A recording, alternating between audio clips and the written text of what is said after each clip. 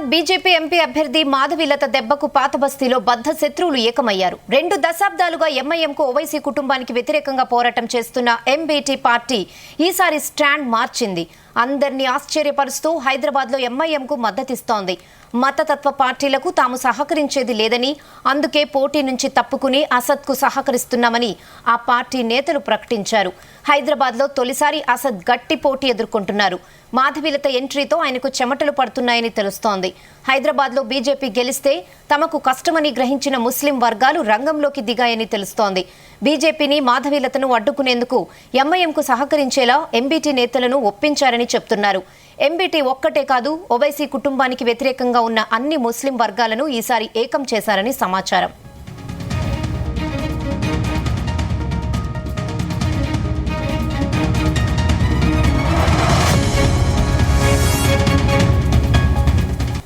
ఇదే విషయంపై మరిన్ని అప్డేట్స్ మా ప్రతినిధి శ్రీచరణ్ అందిస్తారు. శ్రీచరణ్.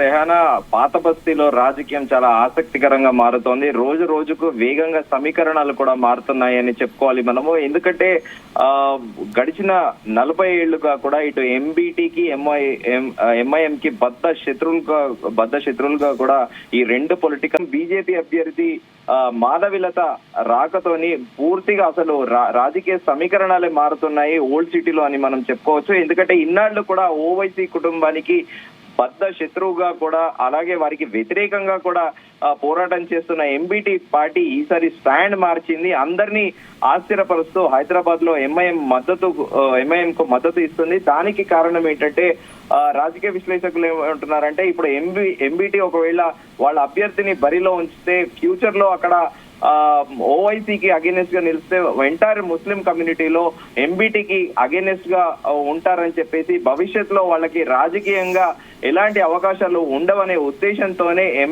ఎంఐఎం ఎంబీటీ ఒక అండర్స్టాండింగ్ వచ్చి ఎంబీటీ ఎంఐఎం కి ఇప్పుడు సపోర్ట్ చేస్తుందని. ఎందుకంటే సామాజిక వర్గంగా అత్యధికంగా ముస్లిం పాపులేషన్ ఓల్డ్ సిటీలో ఉంటుంది కాబట్టి ఆ ముస్లింలు అందరూ కూడా ఒకవేళ ఇప్పుడు ఎంబీటీ అభ్యర్థిని కిట నిల్చోబెడితే ఓవైసీ వైపు ముస్లిం అందరూ ఉంటారు. ఇటు ఎంబీటీకి వ్యతిరేకంగా మారే అవకాశం ఉన్న దృష్ట్యా భవిష్యత్తుని దృష్టిలో పెట్టుకొని ఇప్పుడు ఎంబీటీ ఎంఐఎం తోని కాంప్రమైజ్ అయిందని కూడా ప్రధానంగా ఓల్డ్ సిటీలో చర్చ అయితే నడుస్తా ఉంది. అయితే మతతత్వ పార్టీలకు తాము సహకరించేది లేదని, అందుకే పోటీ నుండి తప్పుకొని అసద్ కు సహకరిస్తున్నామని ఆ పార్టీ నేతలు ప్రకటించారు. అయితే హైదరాబాద్ లో తొలిసారి అసద్ గట్టి పోటీని కూడా ఎదుర్కొంటున్నారు. మాధవీలత ఎప్పుడైతే హైదరాబాద్ పార్లమెంట్ బీజేపీ అభ్యర్థిగా ఎప్పుడైతే ఆమె అనౌన్స్ అయిందో అప్పటి నుంచే కూడా ఆమె తనదైన శైలిలో కూడా ప్రచారాన్ని ముమ్మరం చేశారు. వినూత శైలిలో దూకుడుగా కూడా ప్రచారంలో దూసుకుపోతున్నారు. మొదట కూడా ప్రచారం ప్రారంభించింది ఆమె తర్వాతనే కాస్త ఆలస్యంగా ఎంఐఎం అభ్యర్థి అసదుద్దీన్ ఓవైసీ కాస్త ఆలస్యంగా ప్రారంభించారు. దానికి కూడా ఒక కారణం ఏంటంటే దాదాపు 4 దశాబ్దాలుగా కూడా వాళ్ళ కుటుంబమే అక్కడ ఉంది. వాళ్ళ కుటుంబమే ఎంఐఎం పాత బస్తీని అంతా కూడా ఏలుతుంది. ఈ నేపథ్యంలో ఈసారి కూడా ఆయనే సిమిలర్ గా కూడా మాధవీలతని ఆయన ఒక రకంగా చెప్పాలంటే తక్కువ అంచనా వేశారని చెప్పుకోవాలి. ఎందుకంటే ఆమె ప్రచారము అంతా ఓరుగా ఉండదు. ఆమె అంతా నేషనల్ వైడ్ గా కూడా ఆమె మీడియా అటెన్షన్ డ్రా చేస్తుంది. అలాగే ఆమె బీజేపీ నేతలే కాకుండా యావత్ దేశం కూడా ఇప్పుడు హైదరాబాద్ పార్లమెంట్ ఎన్నికల్ని చాలా ఆసక్తికరంగా చూస్తున్నాయి. ఆయన ఒక లైటర్ వేలో తీసుకుని ఉండొచ్చు. అందుకే ఆయన లేట్ గా కూడా క్యాంపెయినింగ్ స్టార్ట్ చేశారనేది కూడా ప్రధానంగా ఓల్డ్ సిటీలో ఇప్పుడు చర్చ నడుస్తోంది. అయితే హైదరాబాద్ లో బీజేపీ గెలిస్తే తమకు కష్టమని గ్రహించిన ముస్లిం వర్గాలు వాళ్ళు ఇంటర్నల్ గా కూడా ఆ మత పెద్దలు చర్చించుకొని కూడా ఓవైసీకి యునానిమస్ గా కూడా సపోర్ట్ చేయాలని కూడా వాళ్ళందరూ కూడా డిసైడ్ అయ్యాయని, ఈ మేరకు ఆ ముస్లిం వర్గాలు రంగాల్లోకి కూడా దిగాయని కూడా ప్రధానంగా ఒక చర్చ నడుస్తోంది. అయితే మాధవీలతను అడ్డుకునేటందుకు ఎంఐఎం కు సహకరించేలా ఎంబీటీ నేతలను ఒప్పుకుంటారని కూడా అక్కడ మత పెద్దలు కూడా చెబుతున్నారు. అయితే ఎంబీటీకి ఒకటే కాదు, ఓవైసీ కుటుంబానికి వ్యతిరేకంగా ఉన్న అన్ని ముస్లిం వర్గాలని కూడా ఈసారి ఆ ముస్లిం మత పెద్దలు ఏకం చేశారనేది కూడా జోరుగా ప్రచారం నడుస్తోంది. అయితే ఒక కోర్టు కూడా నడుస్తోంది. మాధవీలత దెబ్బకు పాత బస్తీలో ఏకమైన బద్ద శత్రువులు అనేది కూడా ఒక కోర్టు మీద ఇప్పుడు నడుస్తోంది చర్చ అంతా కూడా. అయితే దాదాపు 4 డికేట్స్ నుంచి ముందుగా అనుకున్నట్టు అక్కడ ఏకఛత్రాధిపత్యము తో ఓవైసీ బ్రదర్స్ ఉన్నారు.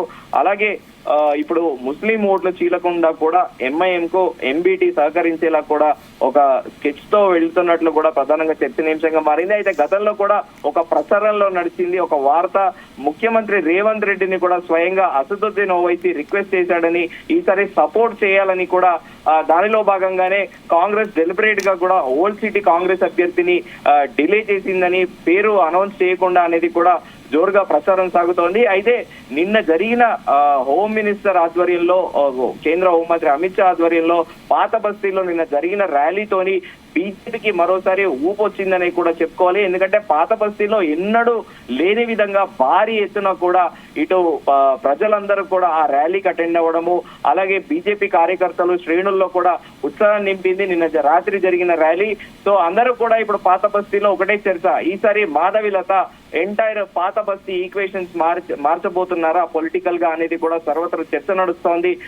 అలాగే దాంతో పాటు ఎంఐఎం అధినేత అసదుద్దీన్ ఓవైసీకి చాలా టఫ్ ఫైట్ ఇస్తుంది, అసలు ఆమె గెలిచినా కూడా ఆశ్చర్యపోనక్కర్లేదంటూ కూడా పాత బస్తీలో ఇటు హిందూ సంఘాలతో పాటు హిందూ ఓటర్లు కూడా ఇదే చర్చించుకుంటున్నారు.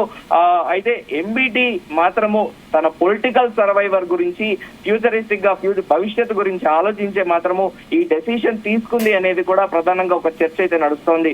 రెహానా. ఓకే, ఎస్, అంటే ఇప్పుడు ఎంబీటీ పార్టీ స్టాండ్ మార్చడాన్ని ఎలా చూడాలంటే 2 దశాబ్దాలుగా వ్యతిరేకంగా పోరాటం చేస్తున్న ఎంబీటీ పార్టీ కూడా ఈసారి స్టాండ్ మార్చింది, దీన్ని ఎలా చూడాలంటారు? అయితే ఇప్పుడు బేసిక్ గా ఇక్కడ రిలీజియస్ థింగ్ మనం చూడాలి ప్రధానంగా. ఇప్పుడు మాధవిలత ఓల్డ్ సిటీలో ప్రచారంలో దూసుకుపోతుంది. ఆమె ప్రధానంగా మాట్లాడే అంశాలు ఏంటంటే, ఆమె కేవలం హిందూ ఓటర్లే కాకుండా ముస్లిం ఓటర్లను కూడా ప్రసన్నం చేసుకునే విధంగా ఆమె ప్రచారం సాగిస్తుంది. దానిలో భాగంగా ఆమె ఓల్డ్ సిటీలో ఉన్న పావర్టీ గురించి మాట్లాడుతున్నారు. అక్కడ రోడ్లు, మౌలిక సదుపాయాలు సరిగ్గా లేదు. పాత బస్తీ ఇప్పటికీ మురికివాడలోనే ఉంది. నేను గెలిస్తే ఇక్కడ మొత్తం మార్చేస్తాను పాత బస్తీని అని కూడా ఆమె ముస్లిం ఓటర్లలో కూడా విస్తృతంగా ప్రచారం చేస్తున్నారు. ఆమె స్టాండ్ ని కూడా అక్కడ లోకల్ ఓటర్స్ కి బాగా తీసుకుపోతున్నారు. ఇక్కడ మీకు సరైన వసతులు లేవు, అలాగే మీ పిల్లలకు ఉపాధి అవకాశాలు లేవు, అలాగే పిల్లలకి ప్రైమరీ స్కూల్ ఎడ్యుకేషన్ తో పాటు హయ్యర్ ఎడ్యుకేషన్ స్కూల్లో బాలికలకు వాళ్ళ పాఠశాల కాలేజీలలో కూడా టాయిలెట్లు లేకపోవడము, ఇవన్నీ కూడా ఆమె ప్రధానంగా అసదుద్దీన్ ఓవైసీని ట్రిగ్గర్ చేస్తూ కూడా ఆమె ప్రచారం చేస్తుంది. ఈ నేపథ్యంలో కొంతమంది అక్కడ ముస్లిం ఓటర్లు కూడా ఓటు వేయకుండా నోటాకి డిసైడ్ అయ్యారని, ఈ నేపథ్యంలోనే ఎంబీటీతోని ఓవైసీ రాజీ కూడా వచ్చారని, దానికి ముస్లిం మత పెద్దలు ఎవరైతే ఉంటారో వాళ్ళు మీడియేటర్ గా కూడా వివరించారనేది కూడా ప్రధానంగా ఒక ప్రచారంలో ఉంది. రెహానా. ఎస్, అంటే ముస్లిం వర్గాలు కూడా రంగంలోకి దిగాయి అసదుద్దీన్ కి మద్దతుగా అని చెప్తున్నట్లుగా తెలుస్తోంది. సో దీనిపై ఎలాంటి అప్డేట్స్ ఉన్నాయి?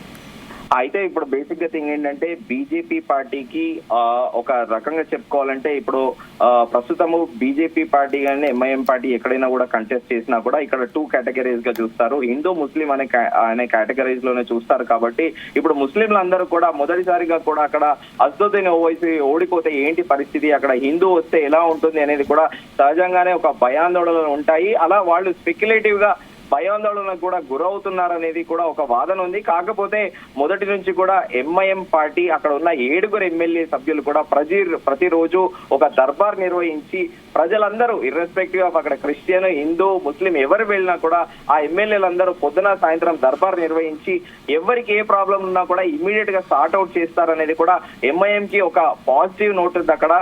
సో ఎమ్మెల్యేలు కూడా అక్కడ హిందువా ముస్లిం అని చూడకుండా ఎవరు వచ్చినా కూడా ప్రయారిటీ ఇచ్చి వాళ్ళ పనులు కూడా చేస్తారు అనేది కూడా ఒక చర్చనీయాంశంగా మారింది. కానీ ఈసారి ఎందుకంటే బీజేపీ కంప్లీట్ ఫోకస్ తెలంగాణ పైన పెట్టింది. ఇలా సాక్షాత్ ప్రధానమంత్రి కూడా మాధవిలతను ప్రశంసిస్తూ ఎక్స్ వేదిక కూడా ట్వీట్ చేసిన విషయం తెలిసిందే. ఇలా నేషనల్ లెవెల్లో కూడా ఆమె అందరి దృష్టిలో పడ్డారు. అయితే ఈసారి మొదటిసారిగా కూడా అసదుద్దీన్ ఓవైసీ డిఫెన్స్ లో పడ్డారని కూడా ఆ కారణం చేతనే ఇప్పుడు అందరు ఈ వైరి పార్టీలు ఇద్దరు కూడా ఒకటయ్యాయి అనేది కూడా ఒక చర్చ అయితే నడుస్తోంది. Rehana. Okay Sricharan, thanks for the updates.